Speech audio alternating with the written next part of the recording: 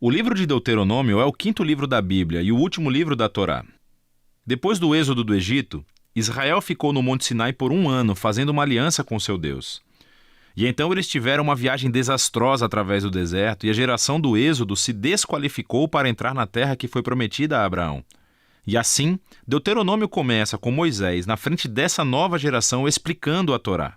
E é a partir daqui que o conceito e a finalidade do livro são revelados. Deuteronômio é uma série de discursos de Moisés, onde ele chama a próxima geração de Israel à fidelidade na aliança com seu Deus.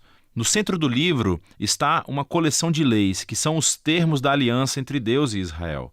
Algumas das leis são novas, mas muitas são repetidas, vindas de leis dadas anteriormente no Monte Sinai. E é daí que esse livro recebe o seu nome, da palavra grega Deuteronomion, que significa segunda lei. Agora, cercando essas leis, há 2 seções externas do discurso de Moisés. Cada uma delas é dividida em 2 partes. Vamos nos aprofundar e ver como tudo se encaixa. Então, primeiramente, Moisés resume a história até agora e destaca a rebeldia da geração anterior, em comparação com a constante graça e provisão de Deus no deserto. E Deus trouxe a sua justiça sobre eles, mas não abandonou suas promessas da aliança. Depois disso, surge uma série de sermões muito intensos, onde Moisés chama essa nova geração para ser mais fiel do que seus pais foram à aliança. Ele relembra-os dos 10 mandamentos. E então, a peça central dessa sessão é uma famosa frase chamada o Shema. Moisés disse: "Ouça, Israel, o Senhor, o nosso Deus, é o Senhor único. E você deverá amar o Senhor, o nosso Deus, com todo o seu coração, com toda a sua alma e com toda a sua força."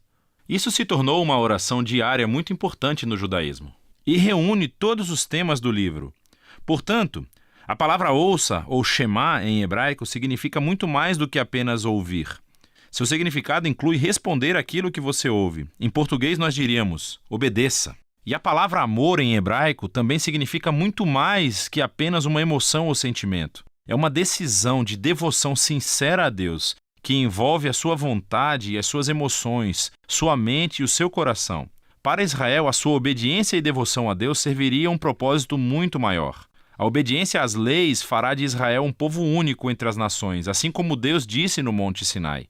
Eles se tornarão um reino de sacerdotes. E Moisés agora diz: mas como? Israel tem a chance de seguir as leis para mostrar ao mundo inteiro a sabedoria e a justiça de Deus. A outra ideia-chave no Shema é que Israel foi chamado para obedecer e ser fiel somente ao Senhor, ou, literalmente, em hebraico isso significa que Deus é único. Agora, no contexto, o Senhor é o único Deus a quem Israel deve adorar e obedecer. Israel está prestes a entrar na terra de Canaã, onde as pessoas adoram deuses que representam todos os aspectos diferentes da criação, o sol, o clima ou o sexo e a guerra. E na opinião de Moisés, adorar esses deuses degrada os humanos e destrói as comunidades. Mas adorar o Deus de Israel, que é o Criador e Redentor, levará a vida e bênçãos. E assim, chegamos à grande coleção de leis no meio do livro, que são organizadas por tópicos. A sessão de abertura é sobre a adoração de Israel ao seu Deus. Eles deveriam ter um templo central, onde somente um Deus seria adorado. E também Deus deveria ser adorado através do cuidado de Israel pelos pobres.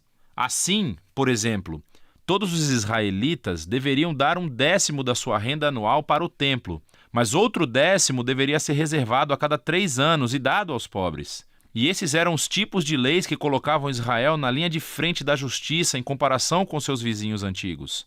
E tudo estava relacionado à sua adoração a Deus. A próxima seção descreve as qualidades de caráter dos líderes de Israel.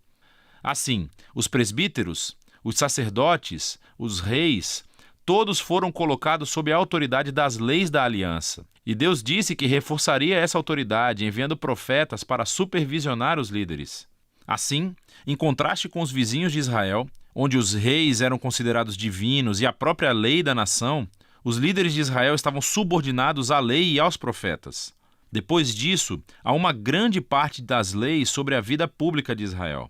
Há regras sobre o casamento, a família e os negócios, e também sobre a justiça social, sobre o seu sistema legal e o que deveriam fazer para proteger as viúvas, os órfãos e os imigrantes. E elas terminam com mais leis sobre adoração. Agora, aqui estão algumas dicas sobre como ler todas essas leis. Lembre-se, em primeiro lugar, que estes são os termos da aliança no Monte Sinai, dada especificamente ao Israel antigo, vivendo em uma cultura muito diferente da sua. E por isso, não será útil comparar essas leis com as nossas leis modernas, que são de uma cultura bem diferente. Pelo contrário, essas leis foram dadas para separar Israel.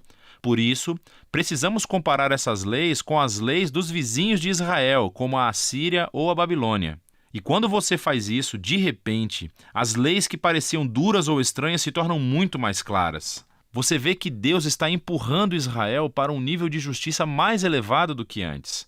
E, finalmente, tente discernir quais princípios centrais de sabedoria ou justiça estão subjacentes a qualquer lei particular, e você descobrirá algumas coisas bem profundas. Aqui está uma tarefa para obter pontos extras. Veja como o apóstolo Paulo faz exatamente isso na primeira carta aos Coríntios, capítulo 9, versículo 9. Ele cita uma lei de Deuteronômio, capítulo 25, versículo 4, que é realmente interessante. Então, de volta a Moisés. Depois de ler todas as leis, ele emite um desafio final para que Israel ouça e ame seu Deus. Primeiro, ele emite um aviso e um ultimato. Se Israel ouvir e obedecer ao seu Deus, tudo dará certo. Muita bênção divina. Mas se eles não escutam e se rebelam, haverá fome, pragas, devastação e, por último, o exílio da terra. E então Moisés toma uma decisão. Ele diz: hoje eu coloco diante de vocês toda a vida ou morte, bênção ou maldição, bondade ou maldade. Portanto, escolham a vida amando ao Senhor seu Deus e escutando o que ele diz. Mas então Moisés diz: sei que depois que eu morrer, vocês vão se rebelar e se afastar de Deus e sofrer o exílio. O que é meio deprimente, mas, novamente, ele já convive com essas pessoas há muito tempo e fica claro que as suas esperanças não são muito altas. Mas nem tudo está perdido, diz Moisés. Um dia, quando Israel estiver no exílio, Moisés diz que eles poderão voltar para o seu Deus, que, em suas palavras, circuncidará os seus corações, para que possam amá-lo de todo o coração e alma e para que possam viver.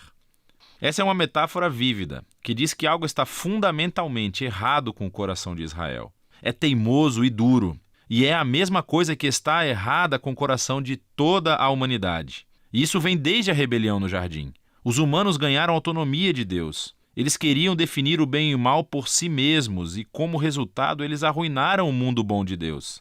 Mas um dia, Moisés diz, Deus vai fazer algo para transformar os corações do seu povo, para que eles possam verdadeiramente ouvir e amar a Deus de coração, e possam ser trazidos de volta à vida verdadeira. E esta é a promessa mencionada pelos últimos profetas bíblicos, Jeremias e Ezequiel, a esperança de um novo coração. Então Moisés termina o seu discurso com um poema de advertência e depois de bênção. Ele sobe uma montanha e morre, e assim a Torá chega ao fim. Todas as tensões principais da história bíblica estão em vigor, mas ficaram totalmente sem solução. Então, quando é que o descendente da mulher virá para derrotar o mal? Ou como Deus vai salvar o mundo inteiro e abençoar todas as nações através dessa família? E como pode a santidade de Deus se reconciliar com pessoas que são continuamente rebeldes? E como Deus vai transformar os corações do seu povo? Você tem que continuar a ler para descobrir. Mas por enquanto, é disso que se trata o livro de Deuteronômio.